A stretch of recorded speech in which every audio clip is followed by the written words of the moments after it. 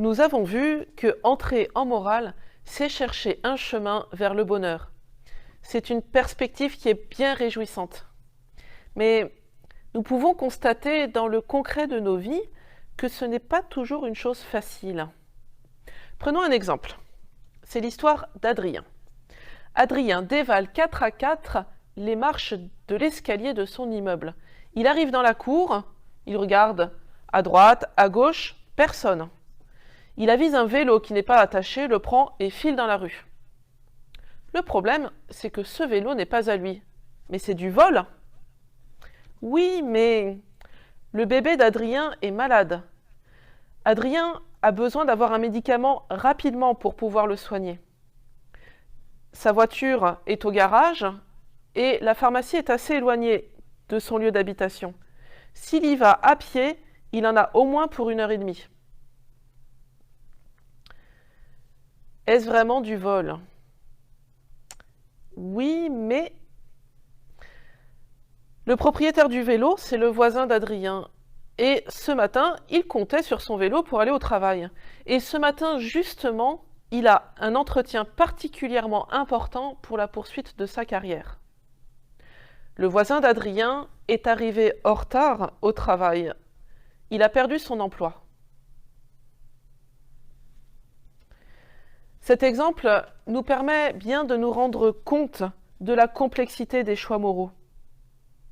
Ils ne peuvent pas être jugés de l'extérieur en y plaquant des lois, mais ils doivent bien être examinés en profondeur, en tenant compte de la réalité dans toute sa complexité.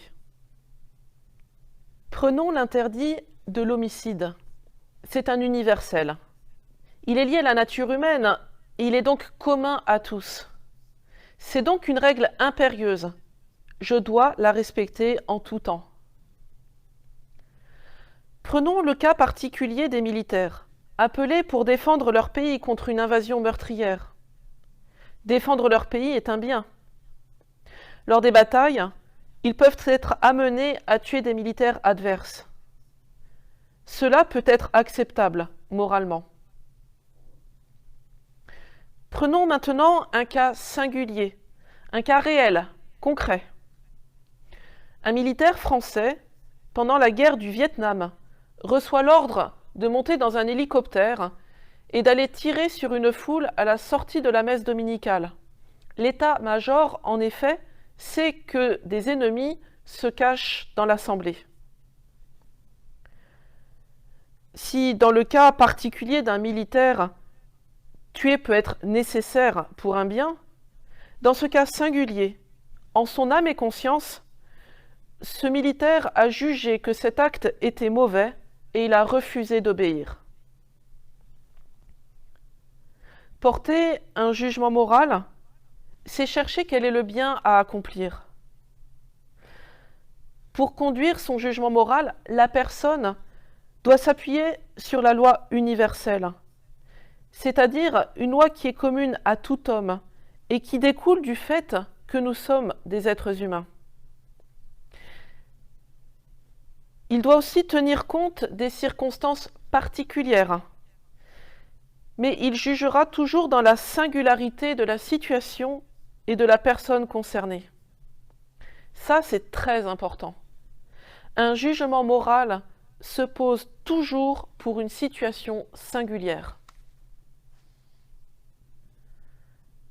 Le jugement moral doit donc tenir compte de toute la réalité concrète dans laquelle se trouve la personne. Réalité politique, sociale, économique, relationnelle.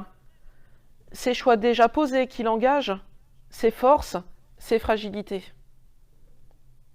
Cette réalité concrète est bien souvent complexe. D'autant plus que nous y sommes confrontés au mystère du mal. Il est bien rare d'avoir à choisir entre une solution où tout est bien, une solution où tout est mauvais. S'il y a un choix à poser, s'il y a un choix à faire, c'est bien parce que dans les différentes possibilités qui s'offrent à nous, il y a une part de bien et une part de mal. Un exemple. Je choisis de changer de travail pour pouvoir être plus disponible pour ma famille. Mais en changeant de travail, mon revenu baisse. Cela implique, étant donné le budget de ma famille, que nous ne pourrons plus aller en vacances à la montagne comme nous le faisions chaque année. Si je fais ce choix, c'est que je crois que ma présence auprès des miens est plus importante que les vacances à la montagne. Entrer en morale, c'est aussi accepter cette réalité. Il y aura toujours de l'ivraie mêlée au bon grain. Si je n'accepte pas qu'il puisse y avoir de la mauvaise herbe dans le champ que je cultive, si je m'obstine à l'arracher, je vais détruire aussi les bons épis. J'empêcherai ainsi toute récolte, toute fécondité. Entrer en morale, c'est accepter de se laisser bousculer dans ses certitudes, peut-être trop bien établies.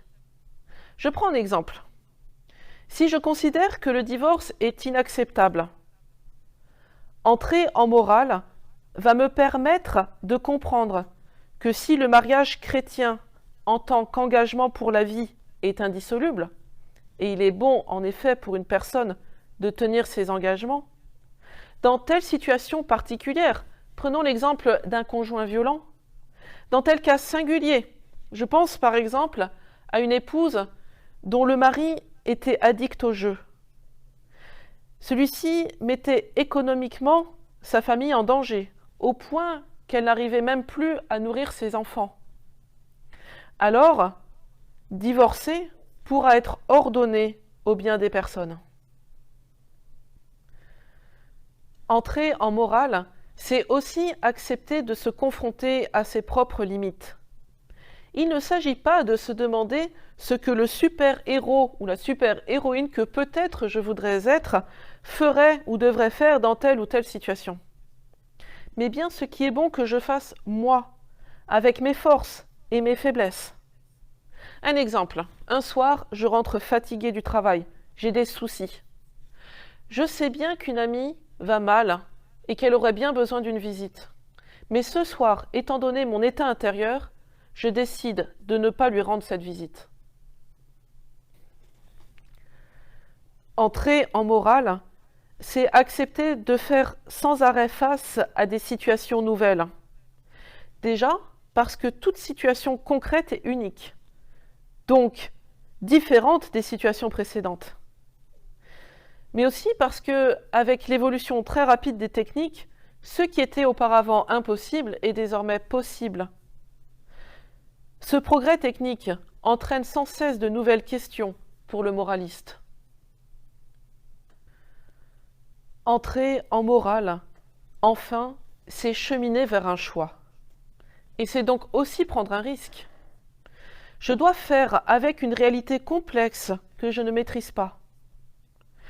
J'ignore finalement la tournure que prendront les événements. Un exemple. Je suis en voiture, derrière un camion qui zigzague depuis plusieurs minutes. En 5 minutes, il a failli aller dans le fossé 3 fois. J'ai 2 hypothèses. Soit il est ivre, soit il est en train de s'endormir. Mais ce que je sais, c'est que le laisser rouler, c'est le laisser mettre sa vie en danger, et aussi celle des autres usagers de la route. Est-ce que j'appelle la police pour qu'il l'arrête ? En même temps, s'il se fait arrêter maintenant, quelles vont être les conséquences pour lui ? Il va peut-être faire l'objet d'un retrait de permis. Il va peut-être perdre son emploi. Quelles seront les conséquences de mon acte ? Dans bien des situations, je ne le saurais finalement qu'en me risquant à le poser. Ce risque, c'est le prix de ma capacité à choisir. C'est le prix de ma liberté.